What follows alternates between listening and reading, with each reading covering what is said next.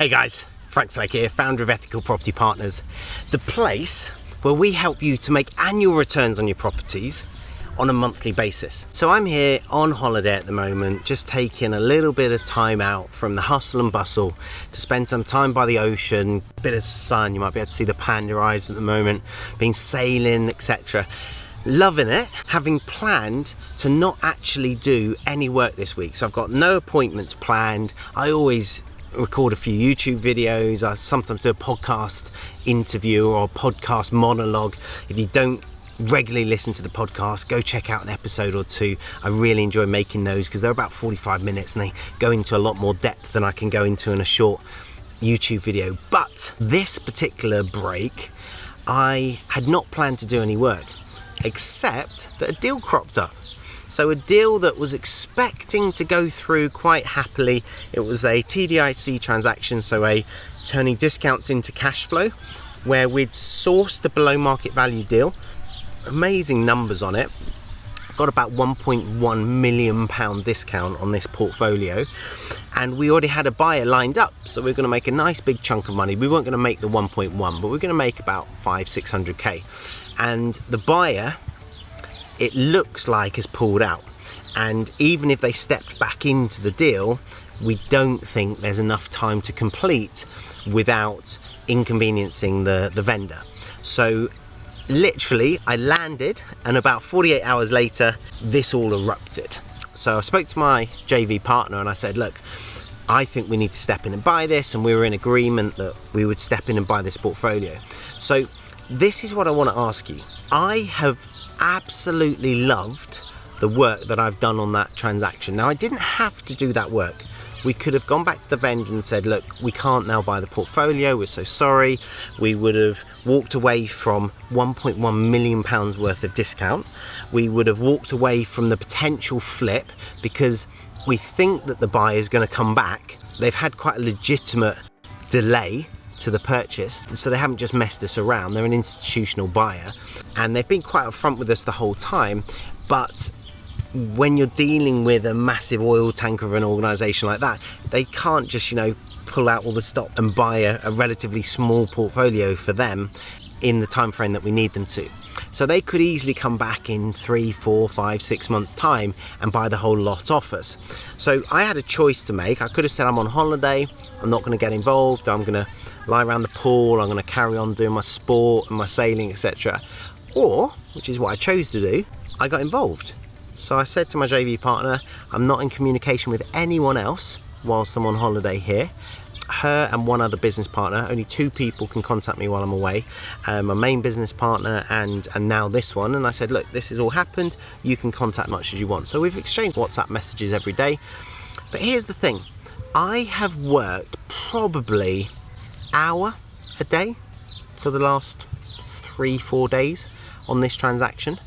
We've raised 1.8 million, we've raised 310, and we've raised 200. So I don't know what that adds up to in total. Is that about 2.3 million? And we're purchasing for 2.5. So we're about £200,000 off all the funds we need to raise. And that's between myself, my business partner, whilst I've been on holiday. And what I want to challenge you with in this episode is, I've loved that.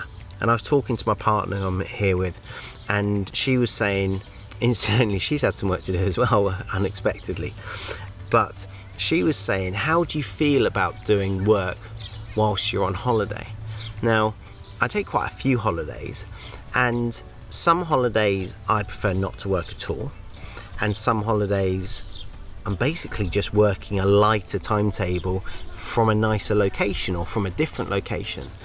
And the way I like to think about it, and this holiday's been perfect in as much as it's helped me to understand how I feel about retirement. Now, if you watch the channel regularly, you will have followed our travels around South America and Central America last year during the pandemic, which was in a way a kind of exploration into mini retirement and seeing how I felt about it.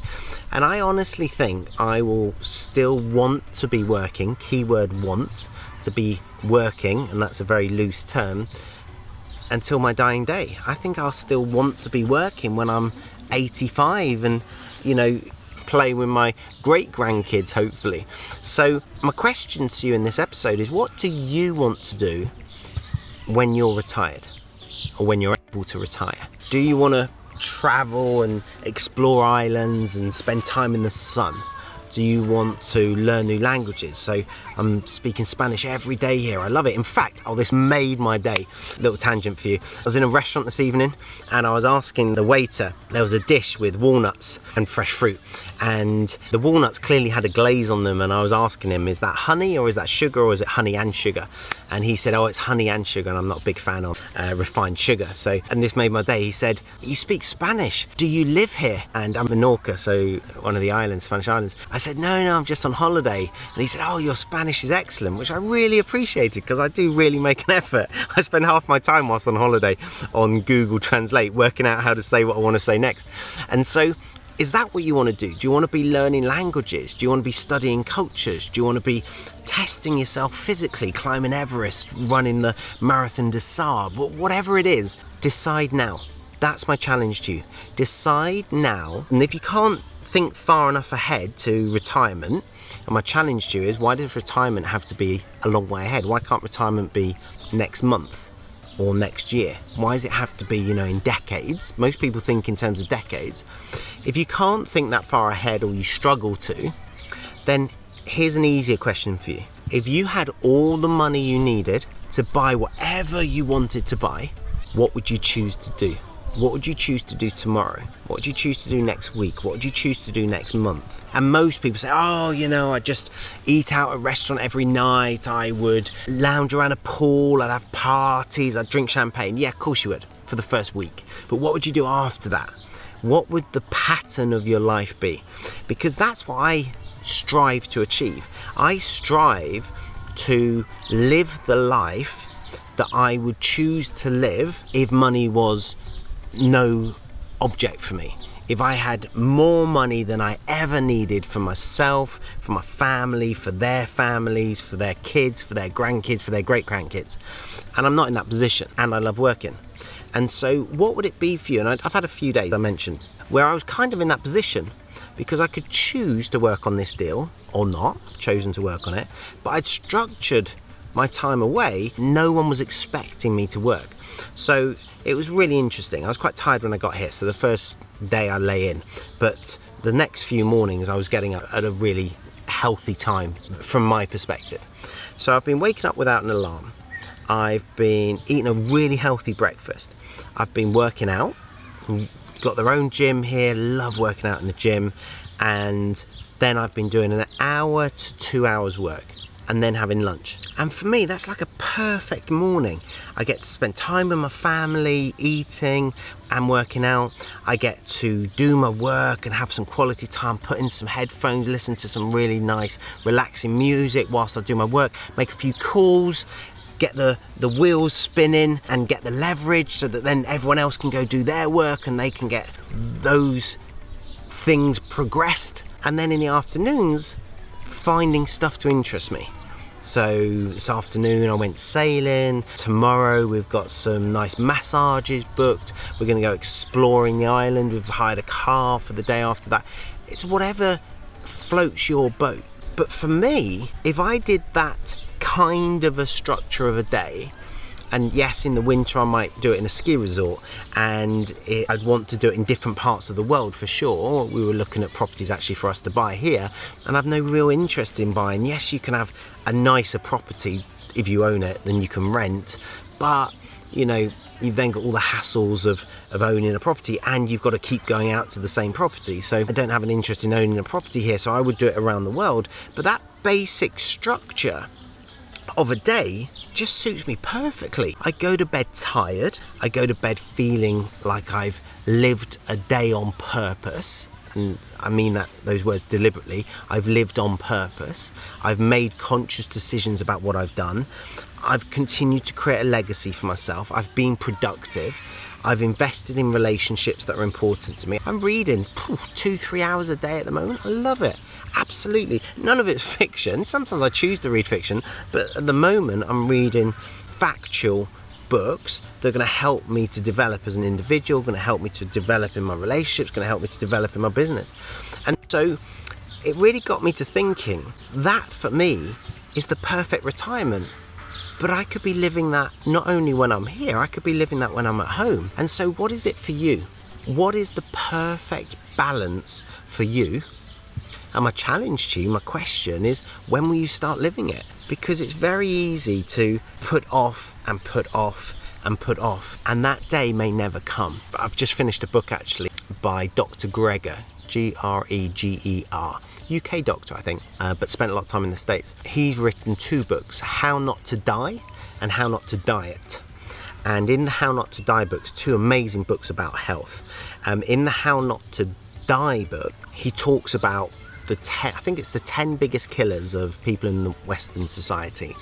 And he talks about how basically food has got worse and worse and worse, nutrition's worsened.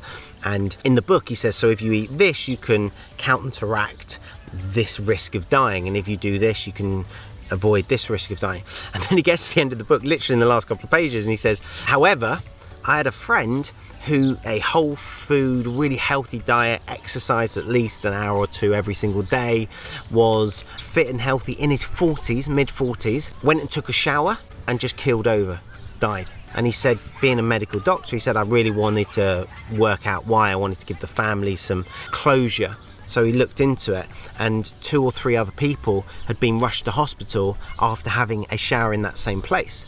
So they looked into it, and it turned out that the water heater for that shower, whether it was a boiler or some kind of water heater, had been fitted incorrectly, and there was carbon monoxide leaking into the shower. And so they were dying of, well, this particular guy, the Dr. Greger's friend, died of carbon monoxide poisoning. And so the moral of his book at the end of it was, live each day as if it were your last. And I've shared that quote with you before. It's an old Chinese proverb. Live today as if you're going to live for 100 years and as if you're going to die tomorrow. And if you can get that balance right, then you're absolutely laughing. And so for you, what is that balance? Have you got enough financial freedom to live the life that you want to by design? Do you need to invest in property? Do you need to get your passive income up to free you to live in other places? I've worked out what it's costing me to be here at the moment in terms of flights, accommodation, food, excursions, etc. It's crazily low, really low. And they're nice places, I don't scrimp, but it's really not that expensive. In terms of the number of buy-to-let properties you'd need to sustain living out here in a really comfortable manner is not many at all. So what is it that's stopping us? What is it that's holding us back from just doing that? Is it fear? Is it society's pressure? Is it peer pressure? Is it because we don't feel that we're deserving of it? Loads of people go and do the backpacking thing and travel around the world, and they get into debt, or they borrow from their families, or they earn a bit of money, save it, and then go traveling. But how many people just set themselves up a business, property portfolio case in point, that will pay for them to do that indefinitely? There's no reason why you can't. And so hopefully this episode, guys, has challenged you to think about what you want your life to be right now, next week, next month, and next year. And if we can help you with that, if we can help you to build that portfolio, then we'd love to. Until next time, happy investing.